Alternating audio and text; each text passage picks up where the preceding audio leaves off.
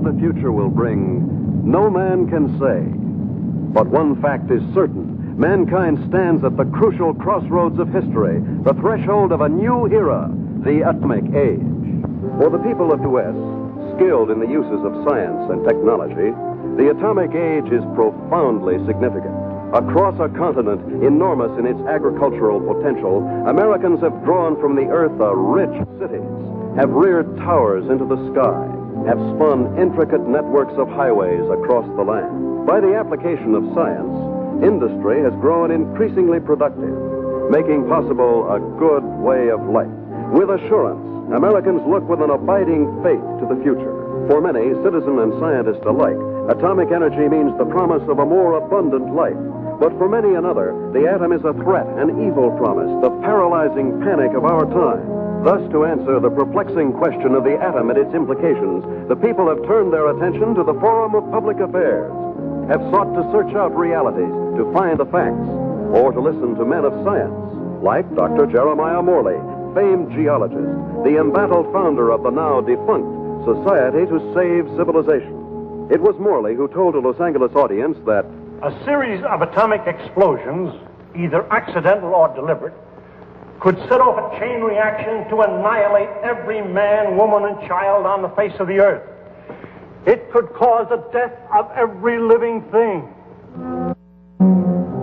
In a gloomy report, Morley took a dim view of history, recalled the tragically repetitious story, the decline and fall of all past civilizations.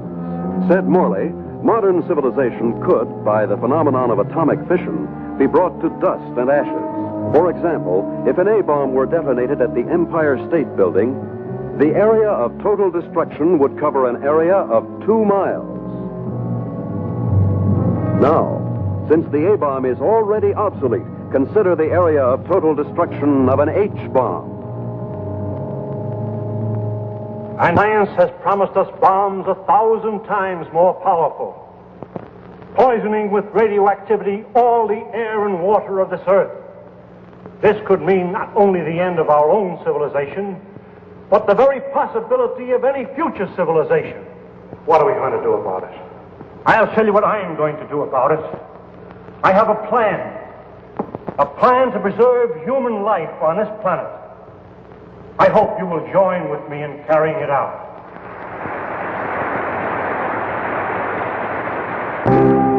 The response to Dr. Morley's appeal was immediate and enthusiastic. The Society to Save Civilization was set up. To its headquarters flocked amateur do-gooders and professional scientists. From them, Morley chose a staff of experts. Dr. Max A. Bauer, eminent geophysicist, ousted by Hitler from the University of Munich in 1933. Dr. James Paxton, metallurgical engineer, twice winner of the McKenna Scientific Award. Joan Lindsey, medical doctor and ardent feminist, who, for her research in biochemistry, was named winner of the annual award by the American Confederation of Women Scientists. Dr. George Coleman, authority on soil conservation. And Andrew Ostergaard, sandhog, explosives expert, Marine veteran of World War II. It was this team, qualified each in his own way, that helped set in motion Morley's audacious project, a daringly planned program, which he took 3 months later to the board of directors of the Carlyle Foundation. And so my colleagues and I believe that humanity can escape annihilation, can find a temporary haven, a promise of hope that, come what may, life can be sustained deep within the earth itself. Far below the surface, we shall seek a natural, a geological shelter. We have a team ready for the effort. All we lack are funds. Can we get them from your foundation? Dr. Morley, I believe it would expedite matters if I were to ask the questions. We're laymen, you know. First of all, isn't the inside of the earth solid? The interior of the earth is made up of vast caverns and air pockets, joined by natural avenues leading from the surface. Natural avenues? Funnels and fissures. Such a fissure lies within the world's largest extinct volcano at Mount Nelly. That is where we intend to start our journey. Well, these funnels, how far down do they go? Hundreds of miles, perhaps thousands, to the very core of the Earth. But isn't the inside of the Earth, the very core, a molten, fiery mass? To the contrary.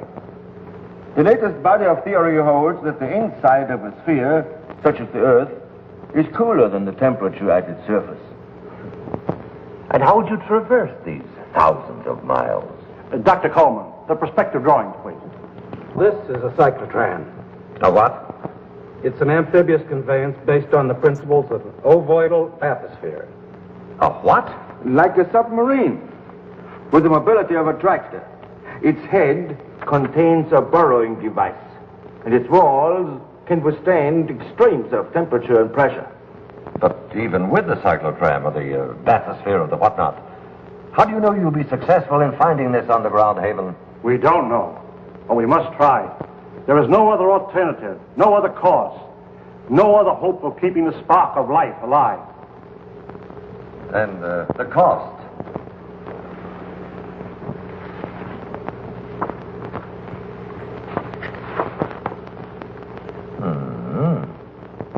That's a lot of money, Dr. Morley.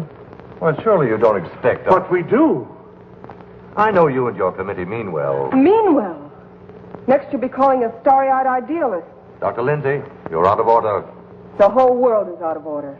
And I suppose you and your associates consented, right? We couldn't have said it wronger if we tried. The appropriation was denied. To carry on his work, Dr. Morley issued repeated appeals to the members of the organization. It failed. And so, last week, the Society to Save Civilization was itself extinct. And one of its leaders, of Professor Jeremiah Morley and his enthusiastic colleagues. Where were they headed after a year of devotion to a lost but spectacular cause? To newsreel reporters, Dr. Morley had only this to say. We have no plans. We have no hope.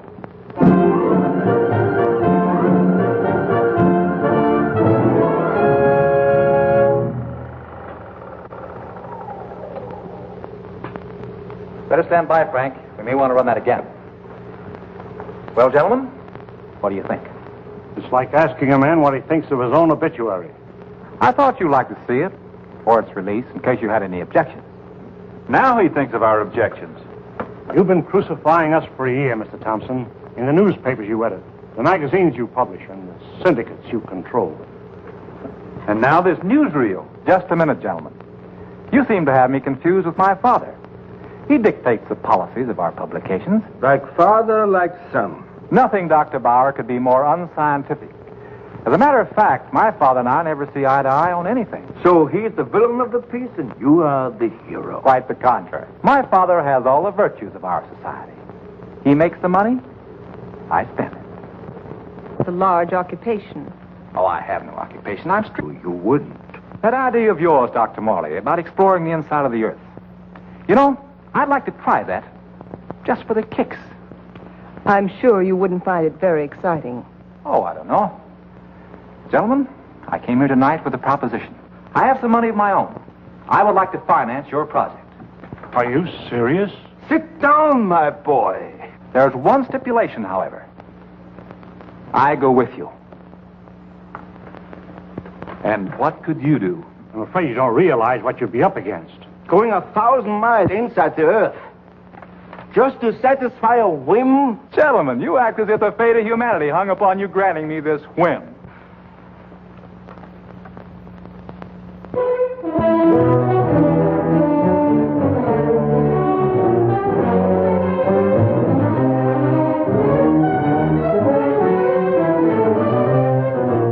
Plans for the expedition are being completed ahead of schedule. And Morley is pleased with our progress. The cyclotram nears completion. Adequate nutrition in concentrated form has been perfected. And for an auxiliary water supply, the Sloan H2O condenser will be used. By the study of our laboratory animals in a new environment, we expect to gather important scientific data. At last, the cyclotram is ready to be loaded aboard the SS Aurora.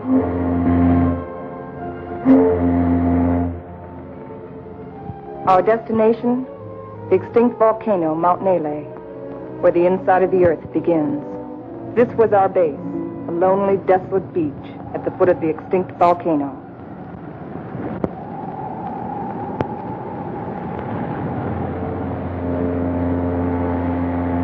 Well, let's go.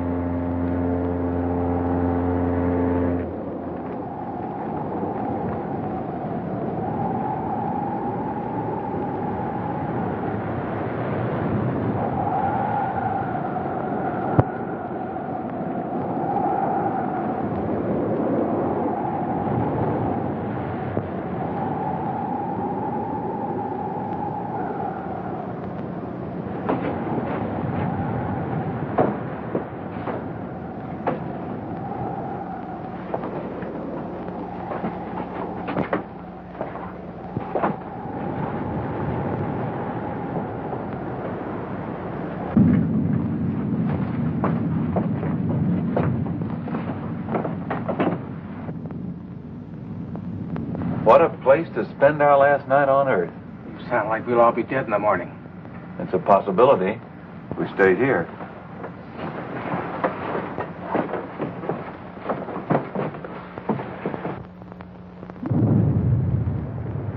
Andy, take the controls. Follow the ridge line. Keep out of the ravines. Ascend at an angle of not more than 33 degrees.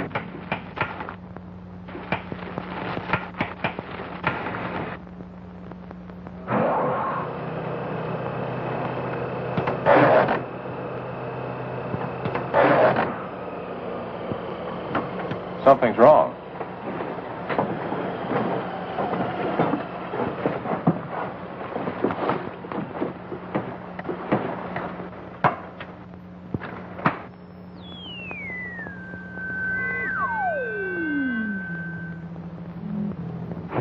Now try it.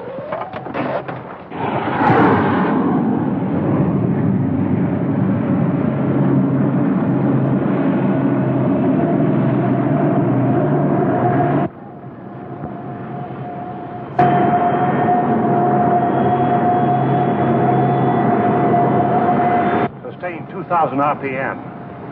And follow our chart plan, R4. Check.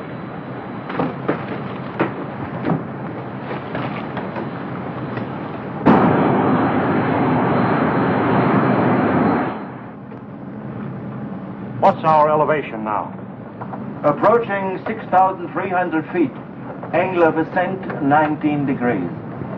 Speed constant, 2,100 RPM.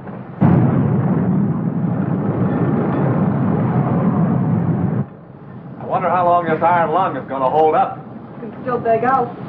You can't get rid of me so easily. Give me a reading on the forward rotational unit. We're up to 9,000, climbing at 24 mph. Angle 31 degrees. At that rate, we'll make the summit in 4 hours.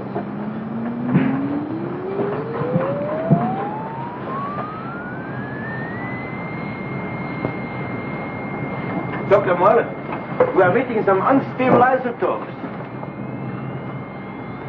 Increase the lateral unit to 12,000.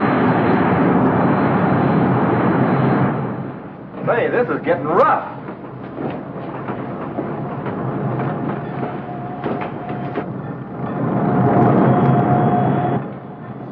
We're approaching position R4. Our computations show an error of less than plus 0.14.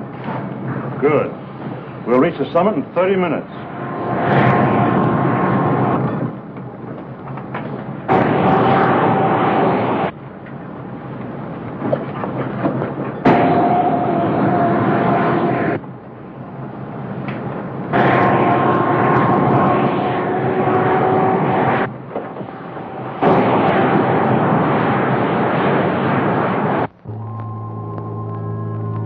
Five hours and 27 minutes.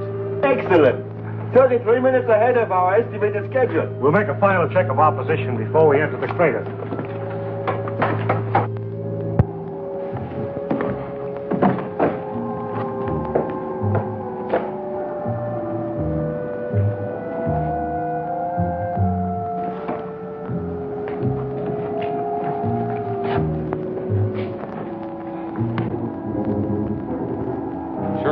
professor picked this volcano for our expedition. Maybe this one could come to life, too. No, not a chance. No bet on it.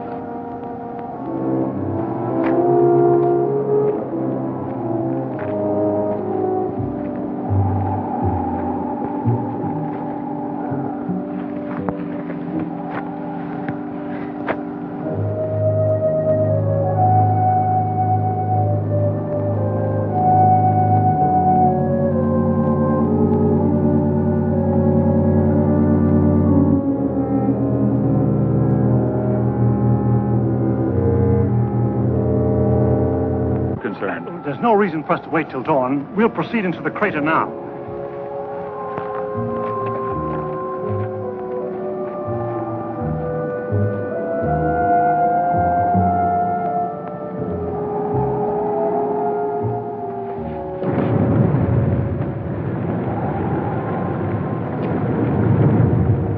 Just one last look at the Earth. Yeah. What a way to remember it. Downward spiral. Keep to the inside ledges. Speed 1,200 RPM.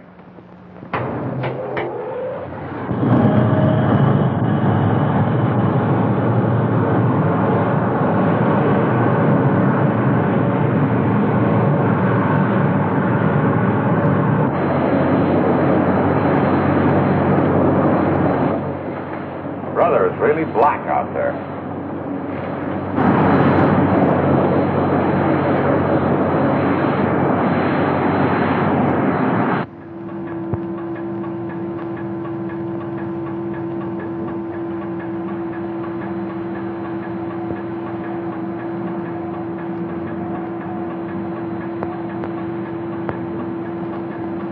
As we descend ever deeper into the volcano, I've observed no unusual physical symptoms.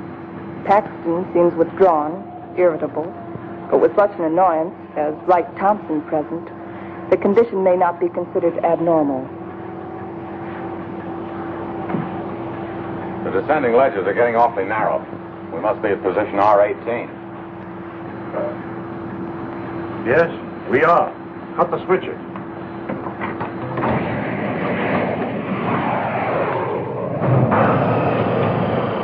We'll be doing some hiking now. Better have some breakfast.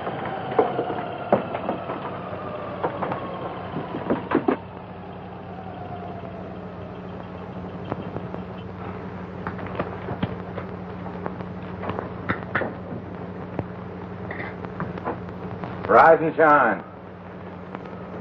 Morning. How can you tell? Served. Breakfast. Well, I've always said there's nothing like starting off a hard day's work than with a good breakfast. Hey, Doc? How would you know? You don't like my kind of guy, do you? Not very much. But I'll make an exception of you. You I don't like a lot. Coleman, take the controls. We'll scout the way on foot for you. Follow on down along the widest ledge.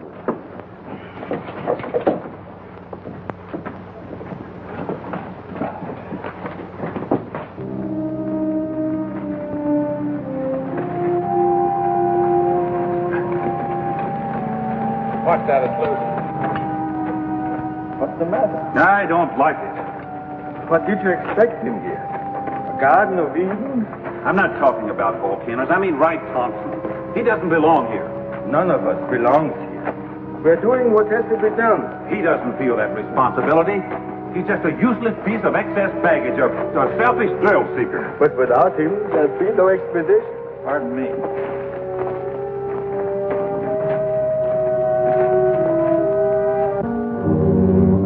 Kind of deep down there, isn't it?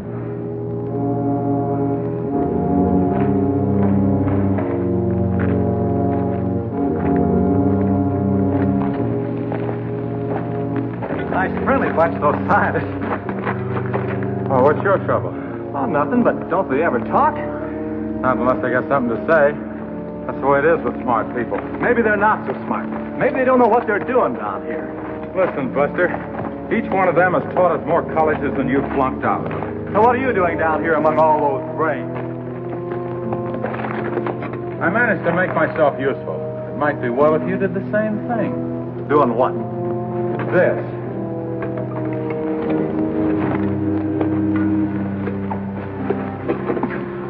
You lead the way for a while.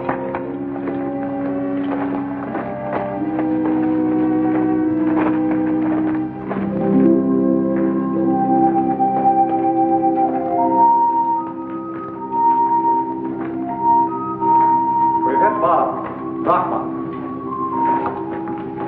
Hello, Coleman. Coleman. Come in. Go ahead. We've reached the end of the channel. Establish our position. Our depth below mean sea level, 2.6 miles.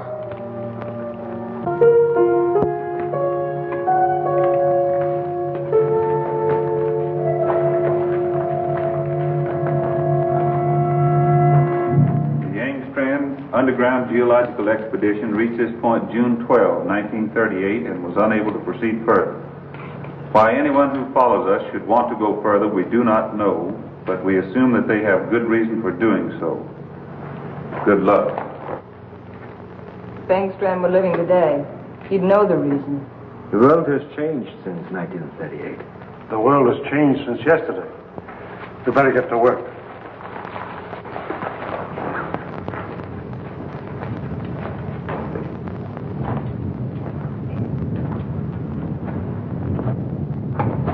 Look! That's pressure from the other volcano. We'll have to work this side.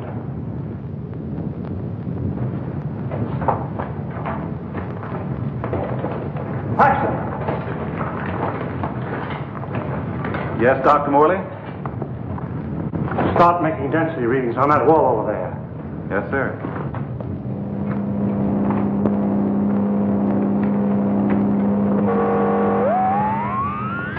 This is it. The point of least resistance. Okay, Andy.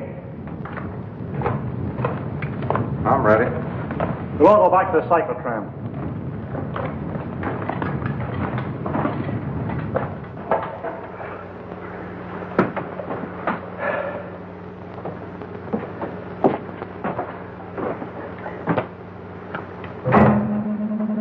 Fuses 1 and 2 set.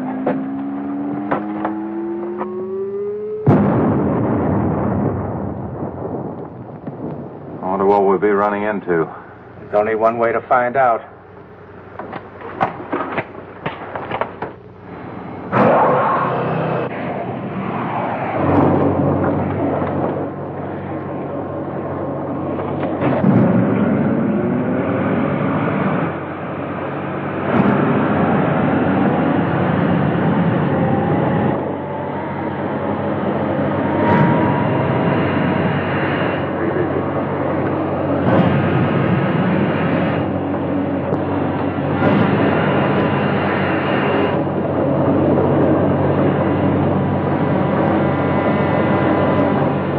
Broken through.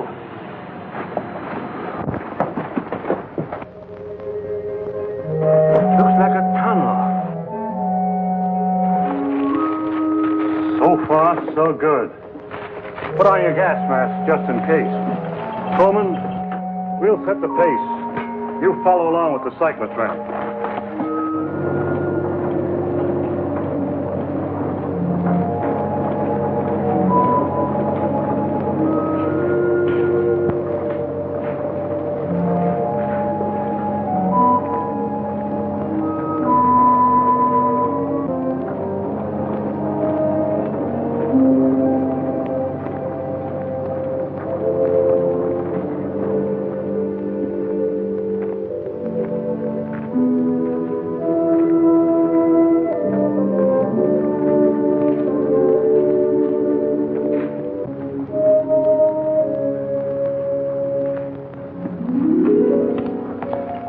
The air is fresh and clear. You can take your masks off. Pressure seems normal.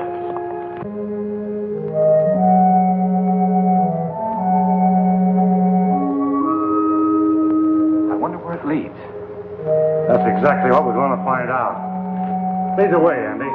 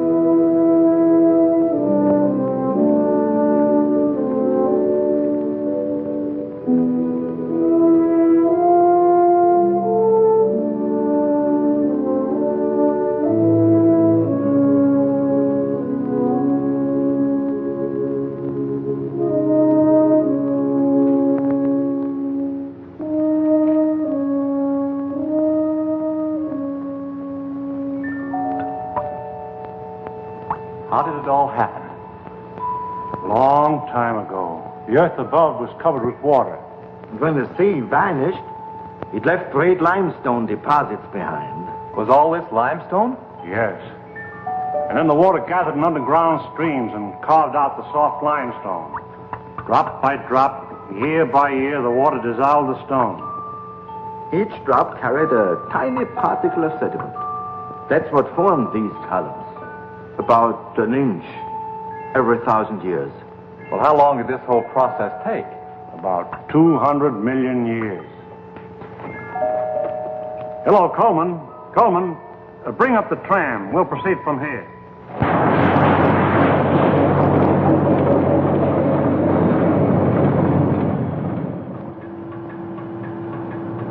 We're down 100 miles. You better pull up. Cut the switches.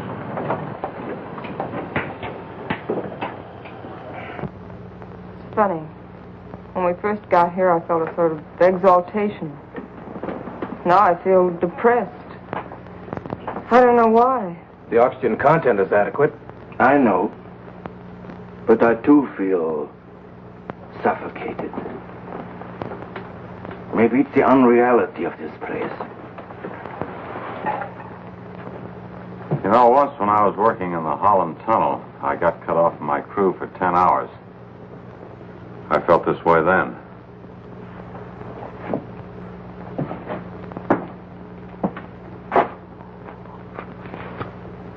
I think I know what it is. It's loneliness. It's a feeling of a person away from people. I felt it on the top of a mountain in Tibet, in the jungles, and on the Arabian desert. It's like the last cord tying you with humanity has been cut. It's more than that. People have dignity only in relation to many other people. Alone, a man is as useless as any rock out there. No, you're both talking nonsense. Nature doesn't influence man. Man influences nature. One man, one strong man, can change nature. Oh, you're wrong, Dr. Paxton. It isn't one man. It's many men working together. Right, teacher? Men together are no more than sheep. One man standing alone leads the way. Then the sheep follow. Please, gentlemen. Well, I'm please. embarrassed for all of you who call yourself scientists. Swayed by a self-indulgent young fool. I'm going ahead. I hope that by the time you catch up with me, the atmosphere will have cleared the cobwebs from your brains.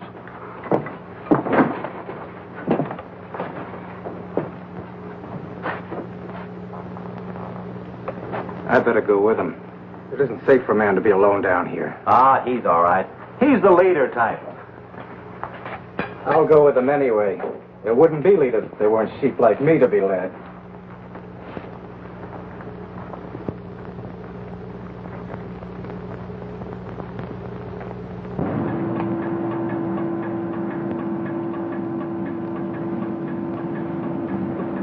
I still don't see any sign of Paxton and Coleman. Well, keep going.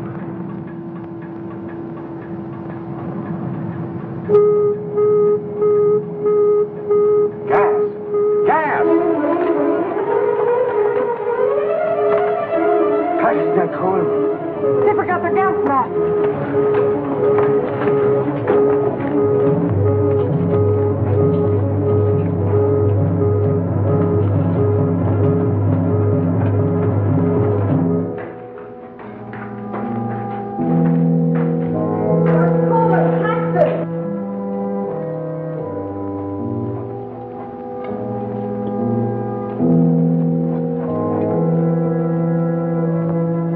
There they are!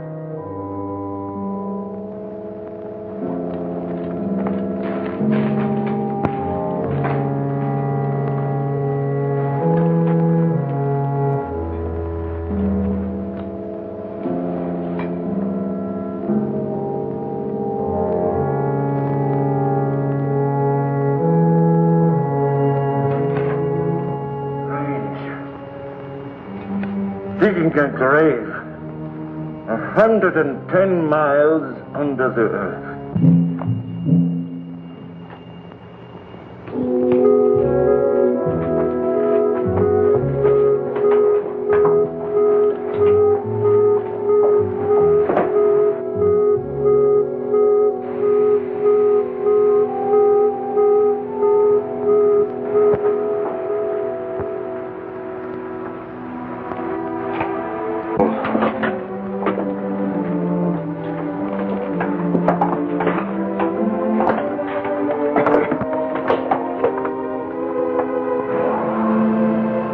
must go on.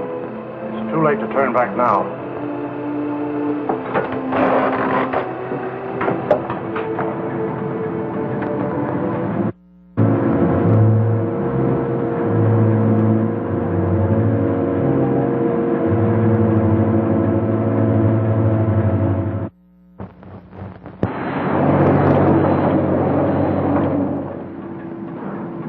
No. Andy?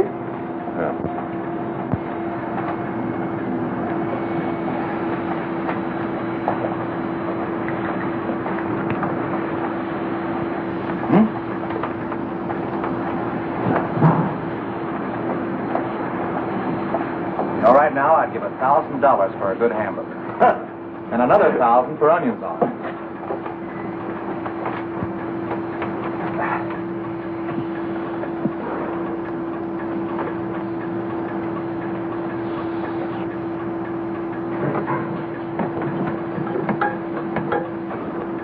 Dr. Morley, our water supply is... Cut the switches.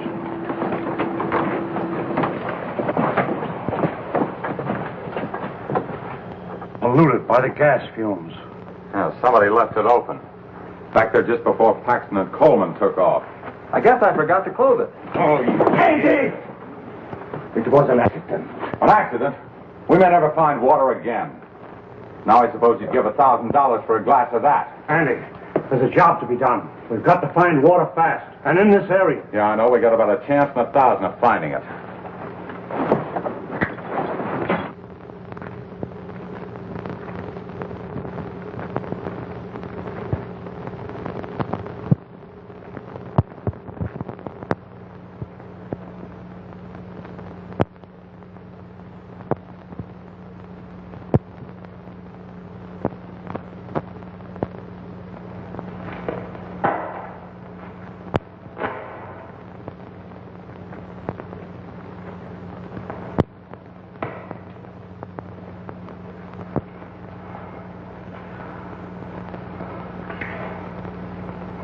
Look, there's Andy.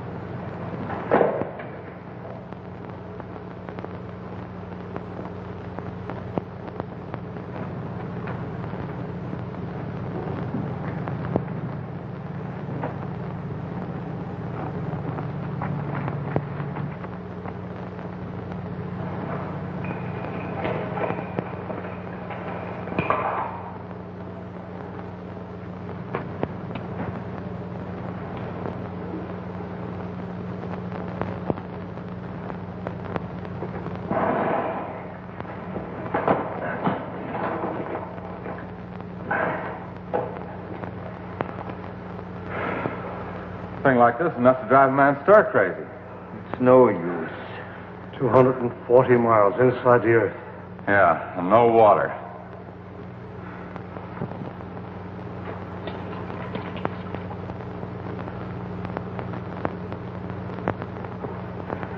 Here. I've been feeding it to the animals.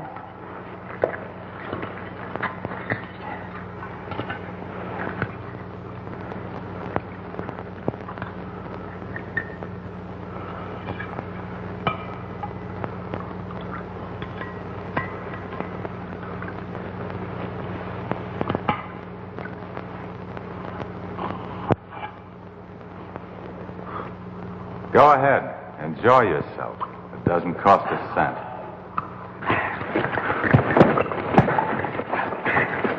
Stop it! Andy!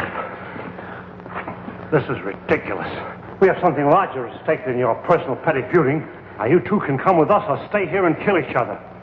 I'm going after the Cyclotram. Never mind. I'll go get it.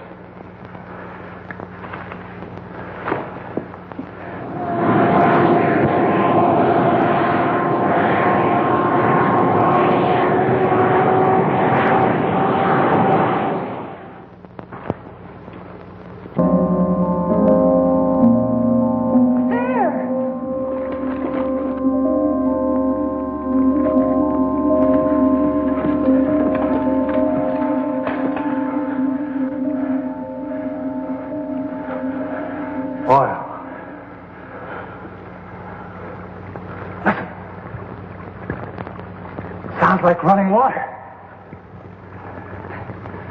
But where is it coming from? It's behind this wall.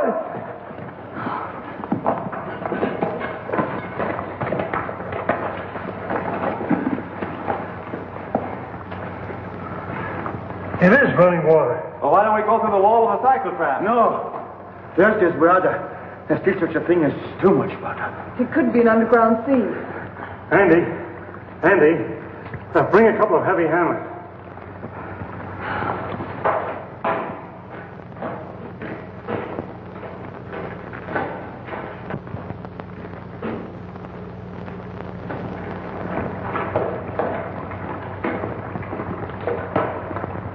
What's up, Professor? We think there's water behind that wall. Try breaking it in. Sure.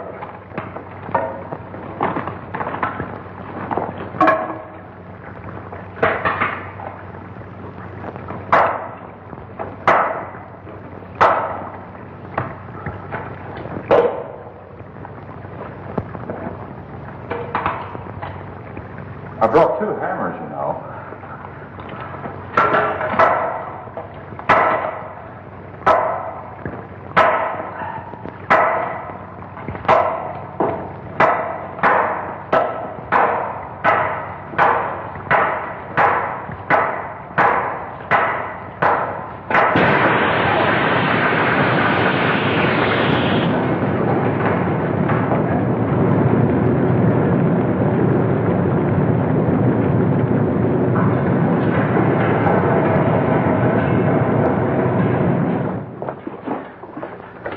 Come in here. Let's take care of that arm.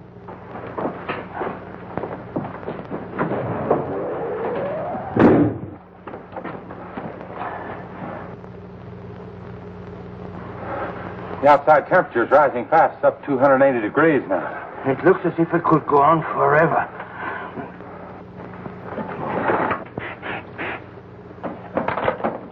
Hold it out there.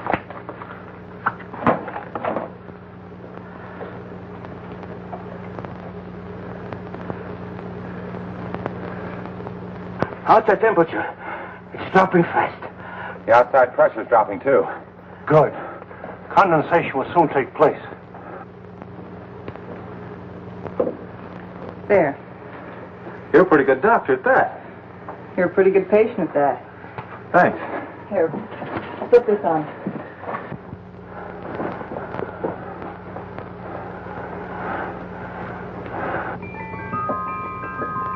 It's water. Look. Look at it. It's water.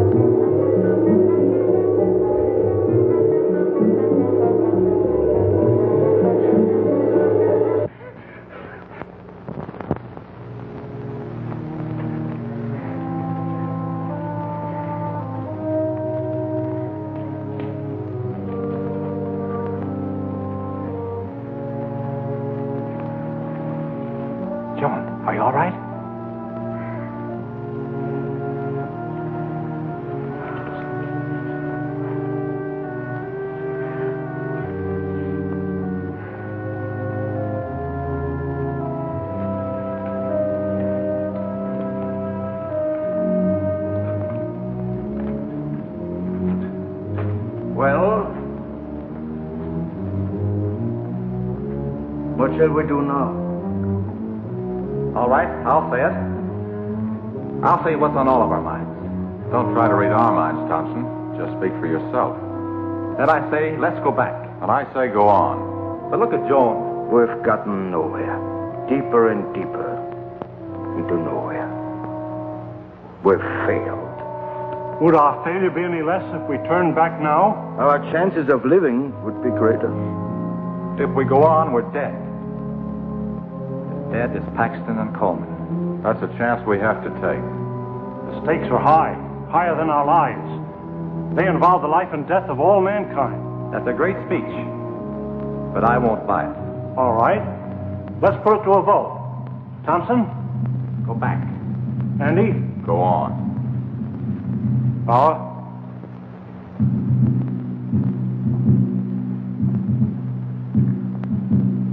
Go back. Go on. Seems to be a deadlock. I suppose none of us would like to reconsider? Doesn't woman suffrage count here? What do you say, Joan? I say go on, and let's not waste any more time about it.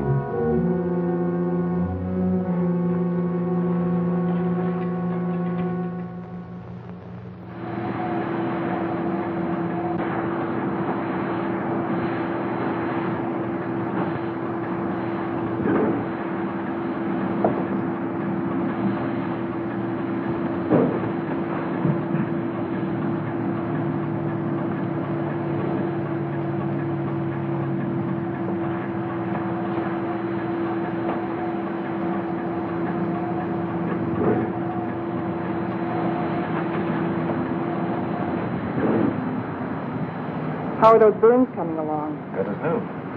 How are you, Doc? Oh, I'll get by. Here. What's it for? Does it have to be for something? Does everything have to be functional? It's a good luck ring. Saved my life in Tibet. Here, take it. Why give it to me? Haven't you ever been romanced before? Not 900 miles below sea level. Then it's about time. If there were any flowers around here, I'd pick them for you. There's a highly scientific theory which states that if any man and any woman are cast away anywhere for any length of time, sooner or later they seem they were in love. That's what's happened to you. If that theory has any value, it should apply to you. Does it? No. Well, I guess I need a little more time. We'll talk about it later.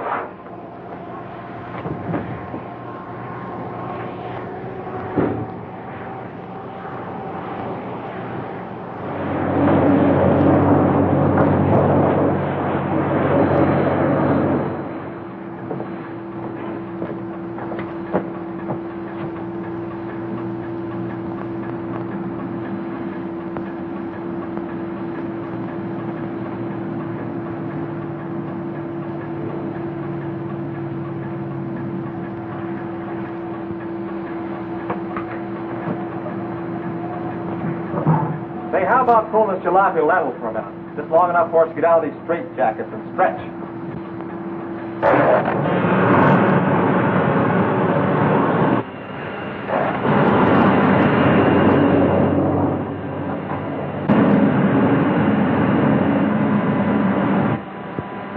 How much longer is it going to be like this? Oh, right. What difference does it make? Plenty. If it's going to be like this the rest of the way, why go on? Why waste time? That shouldn't make any difference to you. You've never done anything but waste time. Listen, you meathead. Just because you're a sandhog that likes to go grubbing around in the ground, And you're a mountain goat with his head in the clouds. Stop it, both of you! I've had enough of this. What's happened? I don't know. It's hot water.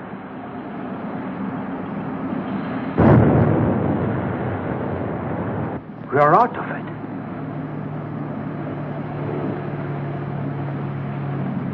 This might be what we're looking for. Let's make a landing and explore the area.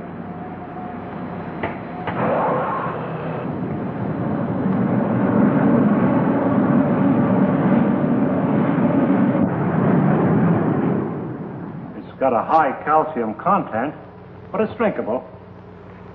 Hey! Look what I found!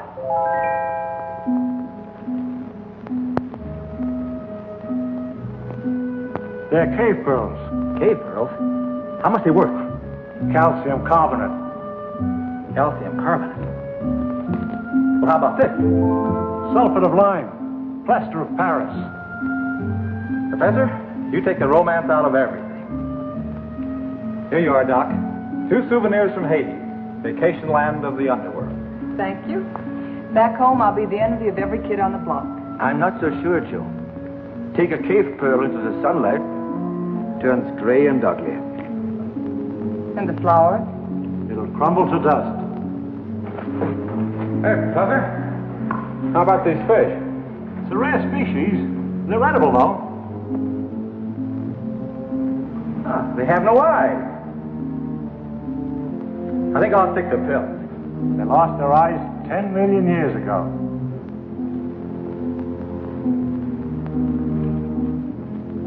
What kind of a place is this? Flowers that crumble to dust in your hands. Stones that look like pearls. Fish without eyes. Nature sure a practical joker. I suppose you could have done better? 10 million years? I couldn't have done worse. Morley believes this is the shelter we've been searching for. A valley of shadows where life can be sustained. A shelter for humanity. And yet our morale is very low. What do we want? A ray or two of sunshine? A change of seasons?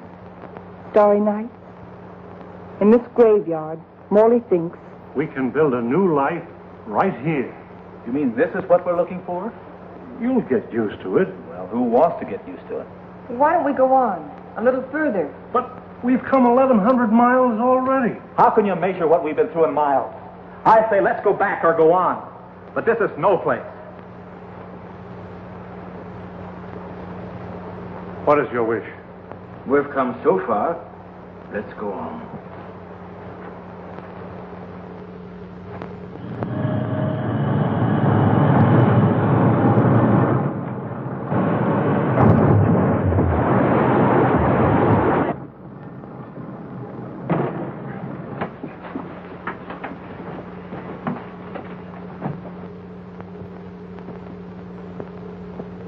Well? Which way do we go?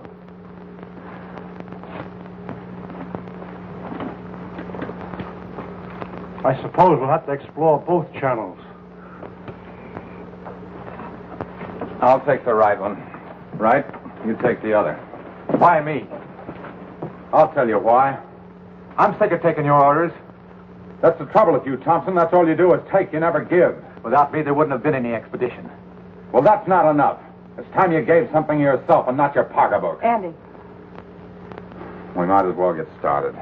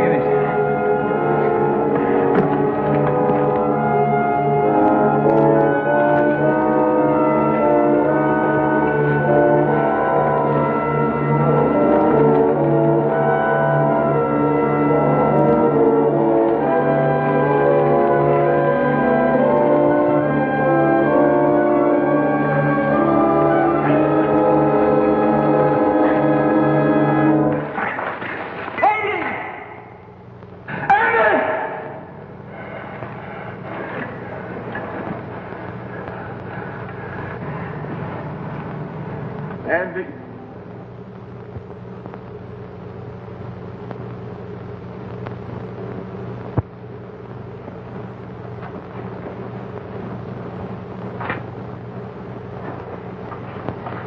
You're supposed to be taking it easy. Try to get some rest. Listen to me, Wright. You've been like this for days. How long can you keep it up? He didn't like me any more than I liked him. Yet he saved my life. It doesn't help brooding over it. But he died saving my life. He did what he believed was right.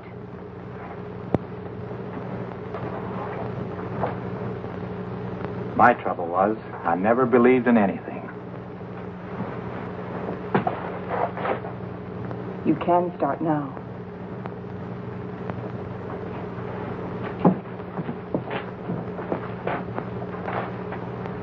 Morley wants to go back to that Valley of the Shadows he liked so much.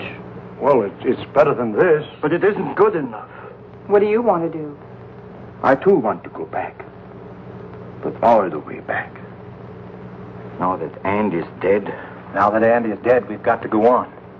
We've got to, until we find what we're after. If we fail, then we can talk about going back.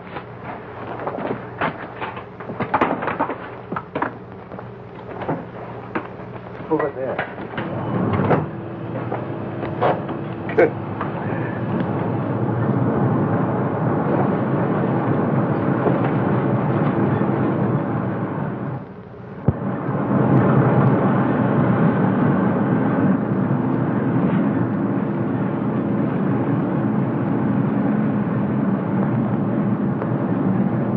This must be a continuation of the other river.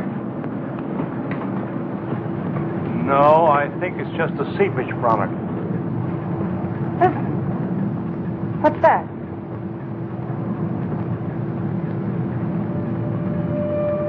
Look! It's like daylight.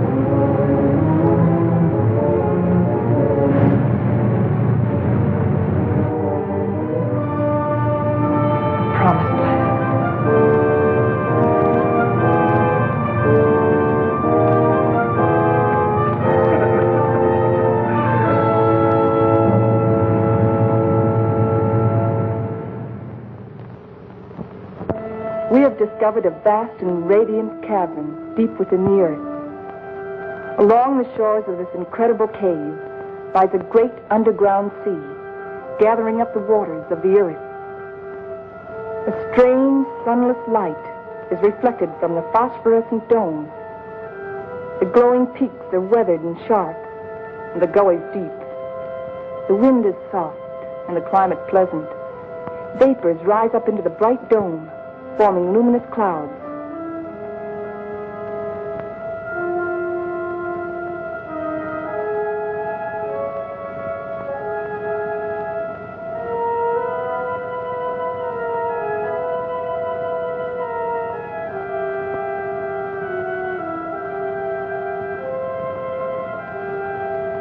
The area is rich in chemical resources.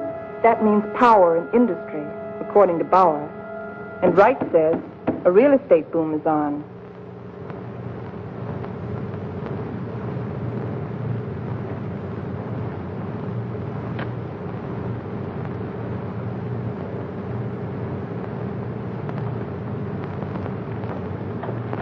You got a match? Sure.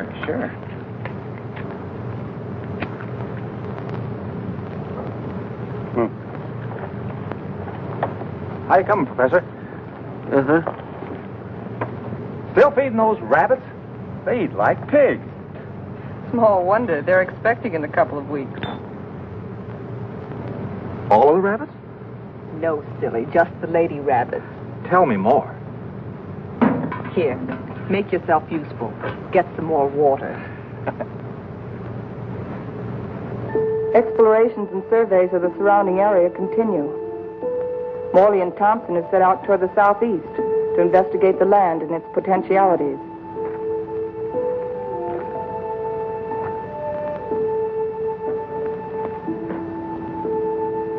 This is a strange kind of sand. That's not sand, that's volcanic ash. The ash will make good fertilizer for our crops. Crops? Let's face facts, Morley. This is a desert. The very word means deserted by life. And you talk about crops. It can be irrigated. This country has everything. Water, soil, air, heat. Yeah, you're forgetting one thing, though. No sunlight. Science can adjust that. Crops can thrive without sunlight. Perhaps. But can we?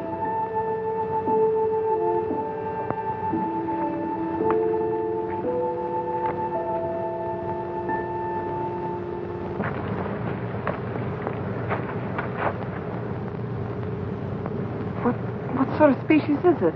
It's the fossil remains of a species of lungfish. He breathed by means of both lungs and gills. When he came out of the sea 400 million years ago, he was the ruler of the animal kingdom. With his lungs, he was a pioneer in a new way of life. How did they become extinct? Like some of us on Earth, they seem to hurry the process of extinction. Let's get out of here.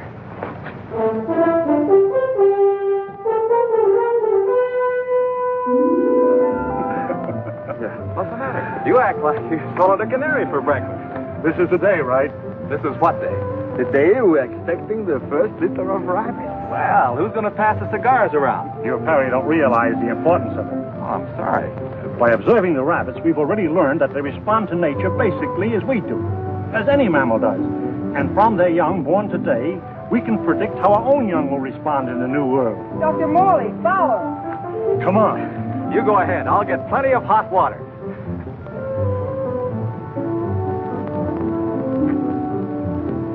Well, how many boy rabbits and how many girl rabbits, huh?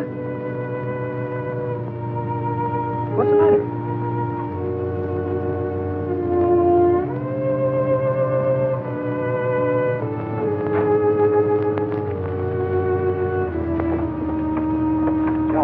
What's the matter? They're dead. They're all born dead.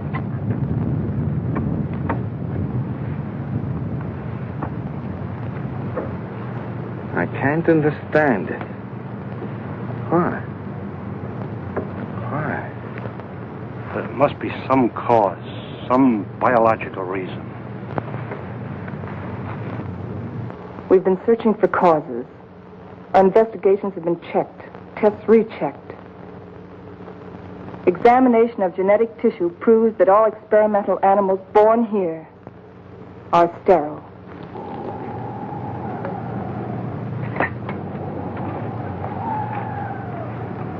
You know what this means? This new world. A haven for the dead. This is the end of the line.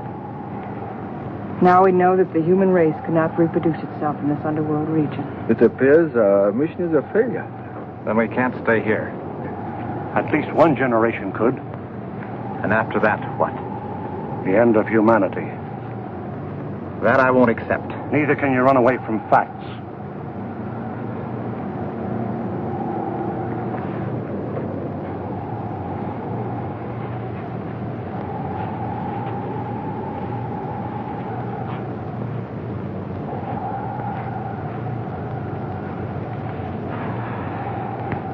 I've always run away. Climbing mountains. Trying to prove something. I don't know what. I too ran away instead of fighting. And now I've run away again. And I was always afraid I couldn't compete in a man's world. I think I want to go back and try again. Go back to what? To a world bent on self-destruction? We can live the rest of our lives here in peace. Morley, you're wrong. This isn't peace. This is a resting place for the living dead. I don't believe it's the end of the world. I don't believe it's the end of mankind. You're young. You don't know. I've lived through the terrors of 2 great wars. I've had enough.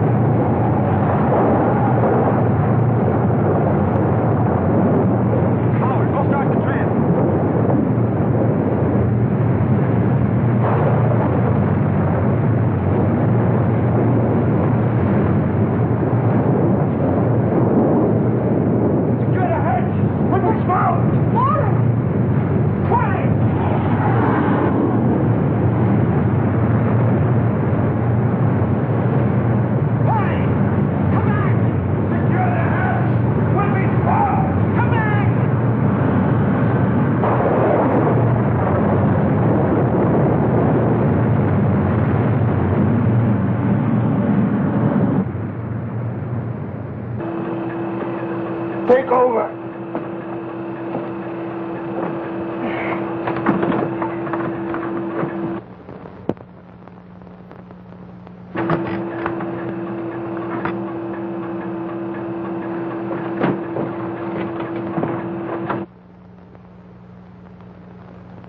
Something's wrong. Something's pulling us down.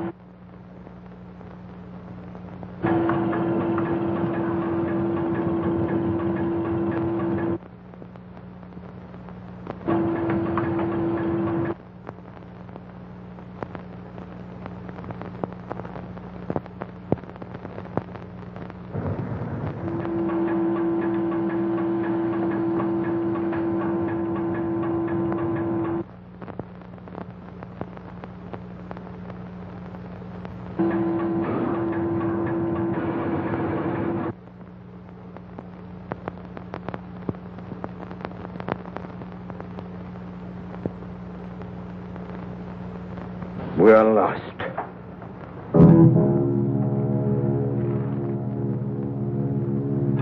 We're in a blind alley. Ever since we started, we've been in a blind alley. We can't bury ourselves in the earth and expect to live. Maybe that's the secret. Morley understood. Strange. We didn't know it before. I used to be afraid of death. I was afraid of life.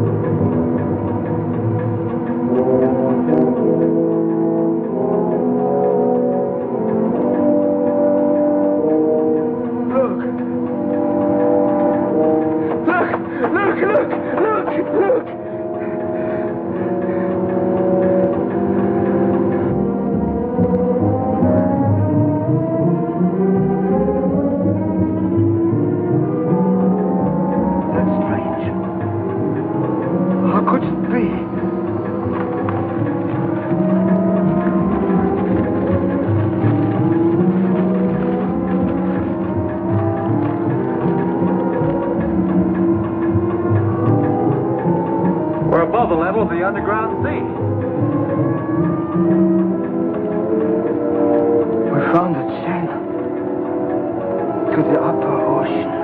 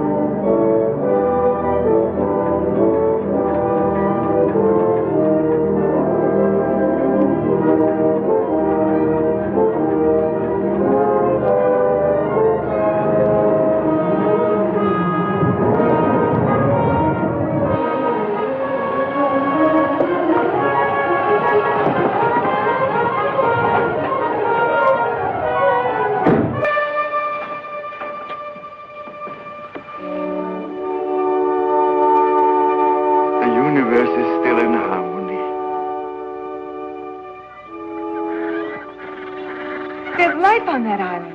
People. I feel like I'll live forever.